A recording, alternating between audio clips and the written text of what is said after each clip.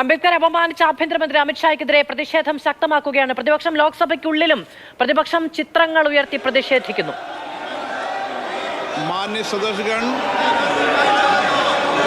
मुझे अत्यंत दुख के साथ अपने पूर्व साथी के निधन के बारे में सूचित करना है। श्री EVKS एलान गोवन तमिलनाडु के तत्कालीन गोबीचेट्टीपालयम രണ്ടുപേരും രാഹുൽ ഗാന്ധിയും പ്രിയങ്ക ഗാന്ധിയും നീല വസ്ത്രങ്ങളാണ് ഞാൻ ഇന്ന് സഭയിലേക്ക് എത്തിയത്. സഭാ കവാടത്തിൽ വെച്ച് ഭരണ പ്രതിപക്ഷാംഗങ്ങൾ തമ്മിൽ ചെറിയ വാക്പോരും ബലപ്രയോഗവും ഒക്കെ ഉണ്ടായി എന്നുള്ളതാണ്. അമിത്ഷായുടെ അംബേദ്കർ പ്രസ്താവനയിൽ രാജ്യസഭയിലും ഇന്ന് പ്രതിഷേധം ഉണ്ടായി. സഭ 2 മണി വരെ പിരിഞ്ഞു.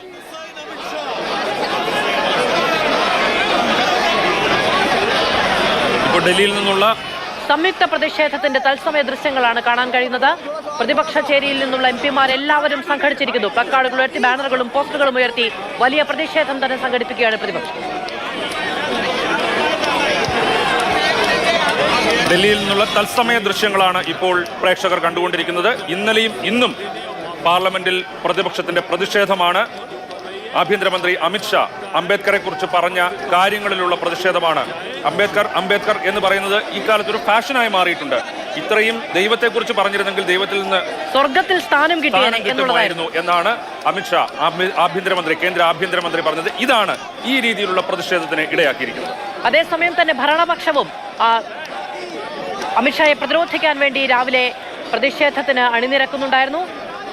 P. ബസന്ത് വിവരങ്ങളുമായി നമ്മളോടൊപ്പം ഡൽഹിയിൽ നിന്ന് ചേരുകയാണ്. ബസന്ത്, ഭരണപക്ഷവും പ്രതിപക്ഷവും ഒരേപോലെ അംബേദ്കറുടെ പേരുയർത്തി വലിയ സമരത്തിലേക്ക് പോവുകയാണ്. പക്ഷേ പ്രതിപക്ഷം ആ പ്രതിഷേധം ഇത്തിരി കടുപ്പിക്കുകയാണ്, അല്ലേ?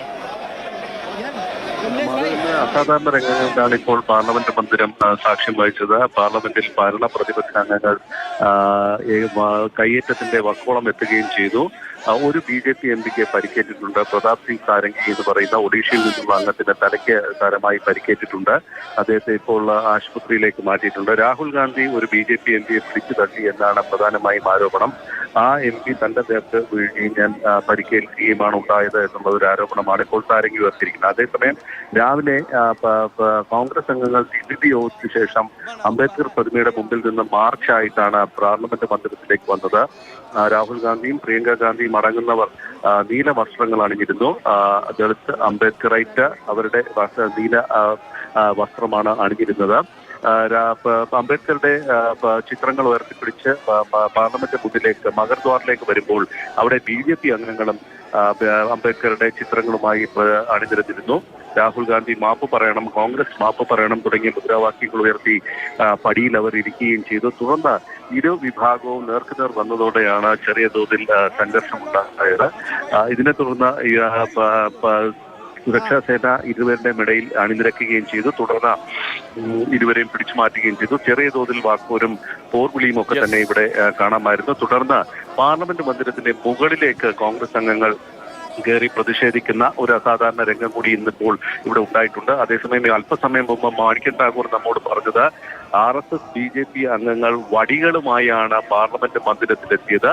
ഇത് അസാധാരണമായ ഒരു നടപടിയാണ്. അമിത്ഷായെ രക്ഷിക്കാൻ വേണ്ടിയുള്ള ഒരു നടപടിയുടെ ഭാഗമായിട്ടാണ് വടികളുമായി പാർലമെന്റിലെത്തിയത്. അതെങ്ങനെയാണ് അത്തരത്തിലൊരു സുരക്ഷാ വീഴ്ച ഉണ്ടായത് എന്ന് പരിശോധിക്കണമെന്നുള്ള ഒരു ആരോപണമാണ് ഇപ്പോൾ മാണിക്കൻ ടാഗോർ മുന്നോട്ട് വച്ചിരിക്കുന്നത്. ഏതായാലും പാർലമെന്റിന്റെ ഇരു സഭകളിലും പ്രതിപക്ഷം സമാനമായ പ്രതിഷേധം ഉയർത്തി പ്ലക്കാർഡുകളും അതുപോലെ തന്നെ ടെലിഫോണിൽ തുടരണം. ഇപ്പോൾ ഡൽഹിയിൽ പാർലമെന്റ് മന്ദിരത്തിന്റെ മുകളിൽ കയറി പ്രതിപക്ഷാംഗങ്ങൾ പ്രതിഷേധിക്കുന്ന കാഴ്ചയാണ് കാണുന്നത്. അതിൽ പ്രിയങ്ക ഗാന്ധിയുണ്ട്, മല്ലികാർജുൻ ഖാർഗെയുണ്ട്. ഇപ്പൊ നേരത്തെ ബസന്ത് പറഞ്ഞതുപോലെ പതിവില്ലാത്ത അത് പുതിയ പാർലമെന്റ് മന്ദിരമാണ്. അവിടെ ഒരുപക്ഷെ ഇങ്ങനെ സംഭവിക്കുമെന്ന് പ്രതീക്ഷിക്കാത്ത ഒരു കാര്യമാണ്. അവിടെ പ്രതിപക്ഷാംഗങ്ങൾ വടിയുമായി വന്നുവെന്നാണ് ഇപ്പോൾ P. ബസന്ത് പറഞ്ഞത്. രാജ്യതലസ്ഥാനം പാർലമെന്റൊക്കെ അസാധാരണമായ പ്രതിഷേധങ്ങൾക്ക് സാക്ഷിയാകുന്ന ദൃശ്യങ്ങൾ കൂടി രാജ്യം കാണുകയാണ്. അംബേദ്കറിന്റെ പേരിലുണ്ടായ ഒരു വലിയ വിവാദം രാജ്യത്തിന്റെ രാഷ്ട്രീയ മണ്ഡലത്തെ പിടിച്ചുകുലുക്കുന്ന കാഴ്ച നമുക്ക് കാണാൻ കഴിയുന്നുണ്ട്. പാർലമെന്റ് കെട്ടിടത്തിന് മുകളിൽ കയറി നിന്ന് പ്രതിപക്ഷാംഗങ്ങൾ കേരളത്തിൽ നിന്നുള്ള അംഗങ്ങളെ കാണാം. ഷാഫി പറമ്പിൽ, KC വേണുഗോപാൽ, അതുപോലെ തന്നെ ഹൈബി ഈഡൻ തുടങ്ങിയ അംഗങ്ങളെ എല്ലാം നമുക്ക് അവിടെ ഈ പ്രതിപക്ഷ പ്രതിഷേധത്തിന്റെ മുൻനിരയിൽ തന്നെ കാണാൻ കഴിയുന്നുണ്ട്. പാർലമെന്റ് മന്ദിരത്തിന് മുകളിൽ അല്ലെങ്കിൽ അവിടെ മുകളിൽ കയറി നിന്നാണ് ഇത്തരത്തിലുള്ള പ്രതിഷേധ പ്രകടനം. നീല വസ്ത്രം അണിഞ്ഞാണ് പല പ്രതിപക്ഷ അംഗങ്ങളും എത്തിയിരിക്കുന്നത്. ഡൽഹിയിൽ ഒരുപക്ഷെ അസാധാരണമായ രീതിയിൽ ഒരു തരത്തിലുള്ള സുരക്ഷാ വീഴ്ചയാണോ എന്നുള്ളത് സർക്കാർ തീർച്ചയായും പരിശോധിക്കും. അതുപോലെ തന്നെ പാർലമെന്റിലെ സുരക്ഷാ സംവിധാനവും പരിശോധിക്കും. ഇത്തരത്തിൽ ഇത് എങ്ങനെ സംഭവിച്ചു എന്നുള്ളതാണ് സർക്കാരിനെ ഒരുപക്ഷെ ഞെട്ടിച്ചിരിക്കുന്ന ഒരു കാര്യം. പ്രിയങ്ക ഗാന്ധി അടക്കമുള്ളവർ അവിടെ എത്തിയിട്ടുണ്ട്.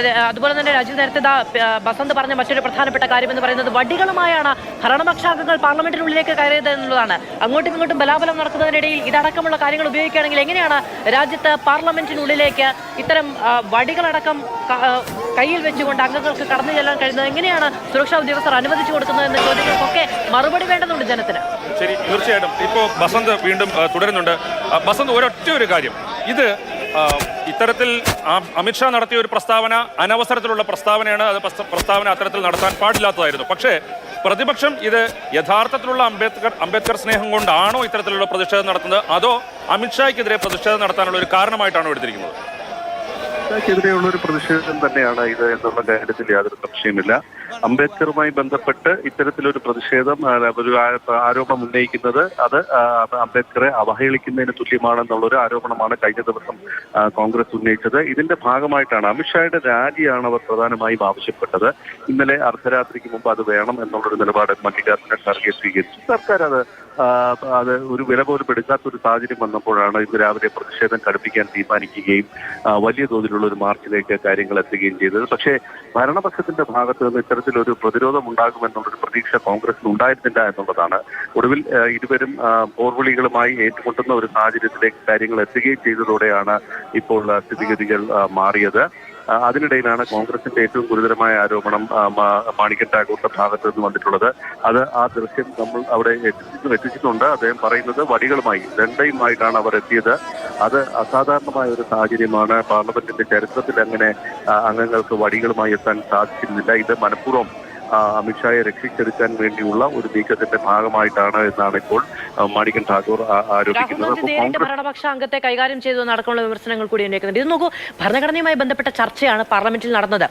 അംബേദ്കറിന്റെ ഭരണഘടനയുടെ ഒക്കെ വില എന്താണ് എന്ന് BJP ഏറ്റവും നന്നായി അറിഞ്ഞ ഒരു തെരഞ്ഞെടുപ്പാണ് കടന്നുപോയത്. അവിടെയാണ് അംബേദ്കറിനെതിരെ പരാമർശം ഉണ്ടാകുന്നതെന്ന് ആരോപണം പ്രതിപക്ഷം ഉന്നയിക്കുന്നത്. ഇതിനൊക്കെ കൃത്യമായ രാഷ്ട്രീയ പ്രാധാന്യമുള്ള ഒരു കാലത്ത് കൂടിയാണ് എന്ന് BJP തിരിച്ചറിഞ്ഞിട്ടുണ്ട്. അല്ല, ഈ കോൺഗ്രസ് എന്തുകൊണ്ട് നേട്ടമുണ്ടാക്കിയോ അതിനെ തകർക്കുക എന്നുള്ളതാണ് ഭരണപക്ഷം ശ്രമിക്കുന്ന ഒരു കാര്യം.